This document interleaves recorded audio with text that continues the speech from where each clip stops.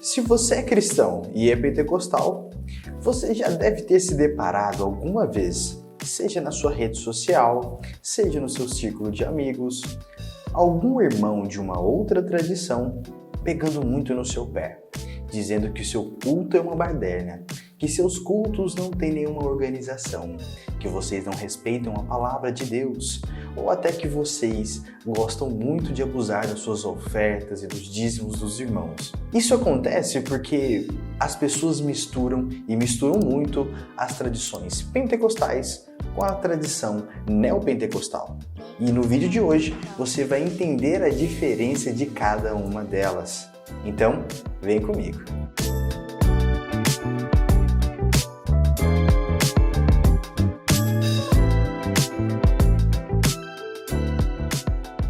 Essa situação desagradável que às vezes é gerada por algum amigo ou por pessoas em redes sociais já me pegou muitas vezes desprevenido. Eu olhava aquela situação e falava: nossa, mas a minha igreja respeita muito a palavra de Deus. Nossa, mas a minha igreja tem um culto com decência e ordem. Eu não entendo o que todo mundo está dizendo, está falando sobre isso. Só no seminário eu fui descobrir que existe uma outra geração, uma nova onda de pentecostais e que não são chamadas de pentecostais, são os neopentecostais. E é com eles que as igrejas geralmente fora da nossa tradição costumam nos associar. Isso acontece porque para outras tradições, se todo mundo acredita no continuismo e no final das contas todo mundo está falando em línguas, todo mundo é pentecostal.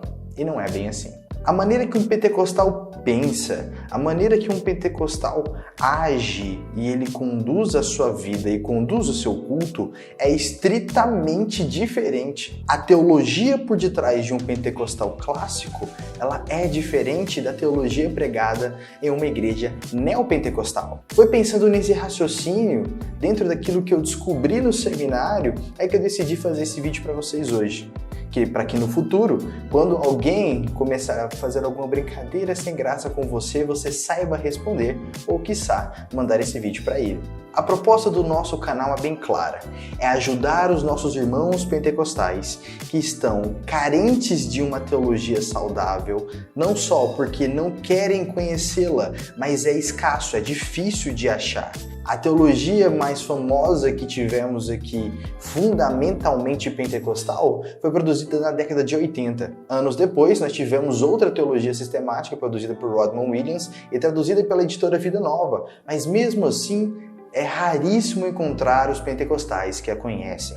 Olhando para todo esse cenário que eu tive que descobrir somente no seminário, é que o nosso canal existe. Bom, nós já estamos demonstrando para vocês a teologia de um pentecostal clássico, mas hoje a nossa proposta é diferente. É fazer com que você aprenda a diferenciar um pentecostal clássico de um neopentecostal. E para isso, nós chamamos um grande amigo nosso, pelo menos um grande amigo meu, é o Zé Bruno. E ele vai diferenciar em apenas 3 minutos para vocês, vai destacar para vocês as 3 principais diferenças de um pentecostal clássico para um neopentecostal. Se liga aí. Fala pessoal, aqui é o Zé Bruno, estou aqui para falar com vocês sobre a diferença entre pentecostais e neopentecostais. É comum quando a gente lê alguma reportagem sobre igrejas, os jornalistas tendem a tratar os pentecostais e neopentecostais como se fosse uma coisa só, quando na verdade não são. E quem diz isso são os sociólogos. A característica de ambos os movimentos demonstra a diferença que há entre eles. Historicamente falando, o pentecostalismo, melhor dizendo, ele surgiu no início do século XX, entre 1906 e 1907, e tendo como principais ícones o professor Charles Fox Parham e William Seymour. Quanto à doutrina, os pentecostais dão ênfase a Atos como livro padrão para a igreja de todas as épocas, batismo com o Espírito Santo como uma bênção distinta da salvação, ou seja, um revestimento de poder que tem como objetivo a proclamação, o testemunho de Jesus, e creem que a glossolalia, o falar em línguas, é a evidência física dessa experiência. Além disso, a relação que as igrejas pentecostais têm com aquelas pessoas que frequentam é uma relação de membresia, ou seja, os membros eles servem à igreja à medida que a igreja também serve a seus membros. Os pentecostais também dão ênfase muito grande à vida de oração, ao evangelismo pessoal e à vida de santidade. Já o neopentecostalismo, ou o movimento neopentecostal, surgiu algumas décadas depois, ali entre 1960-70, tem como principal característica o evangelismo midiático, que naquela época estava limitado à rádio e à TV.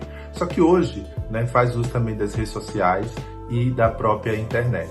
Além disso, quanto à doutrina, o neopentecostalismo se confunde com alguns movimentos doutrinários que surgiram nos Estados Unidos, como o movimento da conversão positiva, da teologia da prosperidade e do próprio movimento da fé, além também de algumas crenças, ao meu ver, exageradas do que ficou conhecido como movimento de batalha espiritual.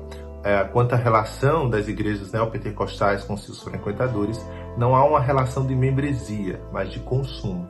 As igrejas ofertam uma agenda religiosa, dentre essas agendas existem campanhas e coisas afins, e as pessoas que têm interesse participam daquilo através de seus sacrifícios, que muitas das vezes estão relacionados à questão de doações financeiras. De fato, quando você compara essas igrejas, que surgiram lá em 1960, com outras igrejas também que são neopentecostais hoje, percebe-se que há uma certa diferença, ou seja, a ênfase com a teologia da prosperidade não é tanta quanto havia antes, porém percebe-se outras teologias que caracterizam-se como neopentecostais e que estão distantes do próprio pentecostalismo, ou também conhecido como pentecostalismo clássico.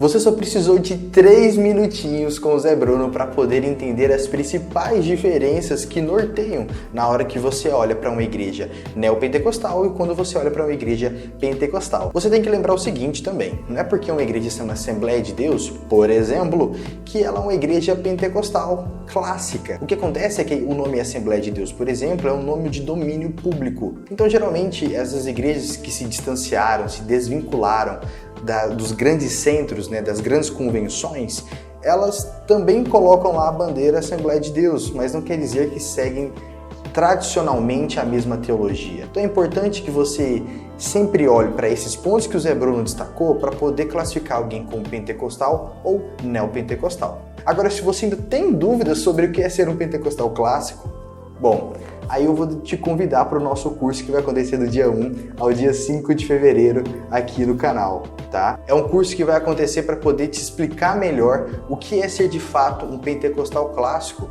Vale lembrar que, de acordo com o IBGE, por exemplo, nós somos mais de 22 milhões de adeptos à perspectiva pentecostal aqui no Brasil. Ou seja, às vezes você faz parte de uma grande massa, mas que mal entende as características da sua fé. Para isso, eu estou te convidando para esse evento. Vai acontecer do dia 1 ao dia 5. Para se cadastrar nele, é o primeiro link aqui na descrição. Bom, espero que você tenha gostado desse vídeo. Se você gostou, de coração, considere se inscrever aqui nesse canal e também compartilhar com um amigo seu que ainda não sabe diferenciar o pentecostal do neopentecostal. Se Jesus não voltar, até o próximo vídeo. Deus abençoe vocês.